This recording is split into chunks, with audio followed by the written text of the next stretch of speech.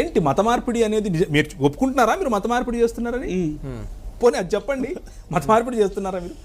That is not our work. అది కాదు మన పని. మరేంటి? సత్యమును ప్రేమతో చెప్పడం మన పని. సత్య సువార్త, సత్యమును సువార్తగా ప్రకటించడం. ఏంటా సువార్త? నా రాజు ఏలుతున్నాడు అని చెప్పటం సువార్త. ఏంటా సువార్త?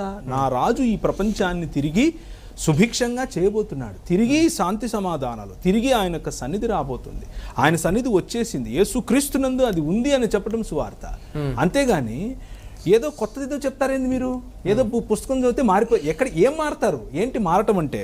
రోమీయులకు రాసిన ఏ క్రీస్తు? అదే నేను అడిగాను. ఏ క్రీస్తు దగ్గరికి తెస్తున్నారు మీరు? రోమీయులకు రాసిన పత్రిక 12లో ఏం చెప్తుంది? మీ మనసు మారి రూపాంతరము చెందటము వలన. ఏంటి మనసు మారి రూపాంతరం చెందటం అంటే? శివునిలో యేసుప్రభుని చూడడమా? రామునిలో యేసుప్రభుని చూడడమా?